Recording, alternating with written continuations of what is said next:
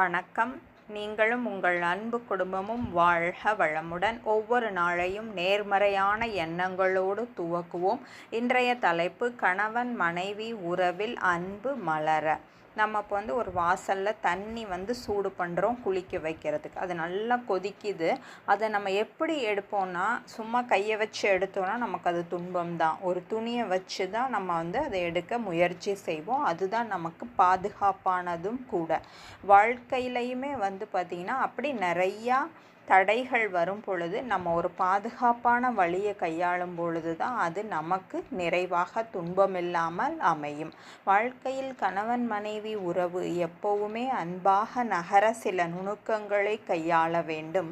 என்னன்னு பார்த்திங்கன்னா, தவறு செய்த கையோடு குத்தி காட்டல் கூடாது.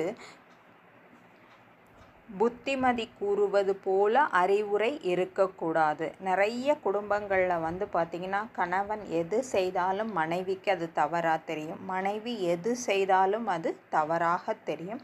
இப்படியே நம்ம பழகிட்டோம். ரெண்டு பேருக்குமே பிணக்கு அடிக்கடியும் வரலாம். சில பேருக்கு கம்மியாக வரலாம், சில பேருக்கு மீடியமாகவும் வரலாம். அவங்களுடைய மனநிலையை ஏன் இந்த மாதிரி வருது அப்படின்னு நாம் உணர்ந்து பார்க்கணும் பொறுமையாக. ஏன் அவங்க அப்படி நடந்துக்கிறாங்க, பேசுகிறாங்க, நாம் காட்டுற அன்பில் ஏதாவது குறை இருக்கிறதா? மனிதர்களுக்கு பொதுவாக அன்பு காட்டுறது ரொம்ப பிடிக்கும். ஆனால் அது கிடைக்கலைங்கும் பொழுது கோபம் வரும். நாம் பொறுமையாக நடந்துக்கிறோமா, இல்லை கடுமையாக நடந்துக்கிறோமா, இல்லை கத்துறோமான்னு பாருங்கள். நம் கடமையை ஒழுங்காக முறையாக செய்கிறோன்னா, இப்போ ஒவ்வொருவருக்கும் குடும்பத்தில் சில கடமைகள் இருக்கும். அதை நாம் முறையாக செய்கிறோமான்னு சிந்தியுங்கள். சிந்திக்க தெரிந்தால் எதையும் சந்திக்க தயாராகி விடலாம். நம்மிடம் உள்ள குறையை கொஞ்சம் உட்கார்ந்து நிறையாக மாற்றிக்கொண்டால் நம்மை சுற்றியுள்ள சூழலும் இணக்கமாக, அன்பாக, மகிழ்ச்சியாக, ஆரோக்கியமாக நகரும். அன்பர்களே, விழிப்போடு இருப்போம். ஒவ்வொரு செயலையும் அழகாக செய்வோம். மனதில் வெறுப்புணர்ச்சி வேண்டாம், எதிர்பார்ப்பு வேண்டாம். இது நம் ஆற்றலை வீண் செய்யும், பாழாக்கி விடும். நாம் சோர்வாகி விடுவோம். இன்னும் பிரச்சனைகள் அதிகமாகத்தான் மாறும். விழிப்போடு ஒவ்வொரு செயலும் செய்தால் சினம், கவலை எங்கே இருக்கும்னே தெரியாமல் ஓடிவிடும். வாழ்க்கை நாளுக்கு நாள் அன்பு, இரக்கம், அமைதி அதிகமாகி வரும். குடும்ப அமைதியும் பெருகும். வாழ்க்கை பூஞ்சோலையாக மலரும். கணவன் மனைவியிடம் அந்த உறவில் மட்டும்தான் இதை பயன்படுத்தணும்னு இல்லை, இதை எல்லா உறவுகளிலும் நட்புகளிலும் நாம் பயன்படுத்தலாம். வாழ்வில் வெற்றி கொள்ளலாம். இந்த முறையிலே வாழ்க்கையை கொண்டு போனோன்னு சொன்னால் சென்ற இடமெல்லாம் சிறப்பாக அமையும். வாழ்க்கையில் வெற்றி புன்னகையோடும் நகரும். வாழ்க்கை பார்த்திங்கன்னா எல்லாத்தையும் கேட்கும்போது நல்லா இருக்கும். ஆனால் இதெல்லாம் நம் வாழ்க்கையாக மாற்றி பார்ப்போம். மிக ஆரோக்கியமான உறவுகளாக மாறும் நம் உறவு.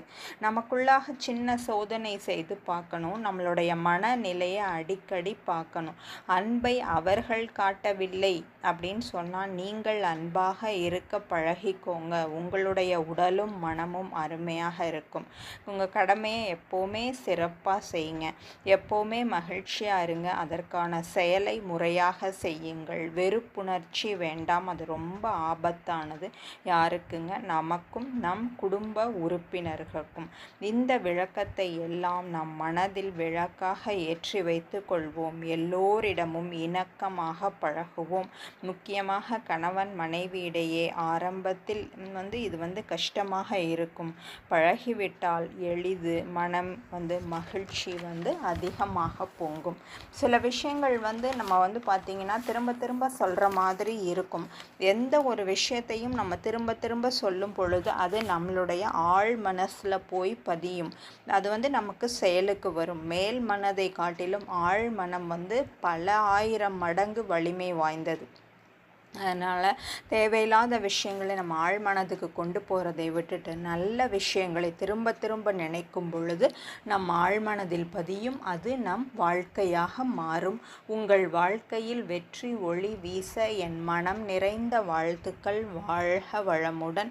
ஒவ்வொரு நாளும் இரவு படுக்கும் பொழுதும் நேர்மறையான எண்ணங்களோடு உறக்கத்திற்கு செல்வோம். ஆழ்ந்த உறக்கம் கிட்டும். நன்றி. வாழ்க வளமுடன். வாழ்க வளமுடன்.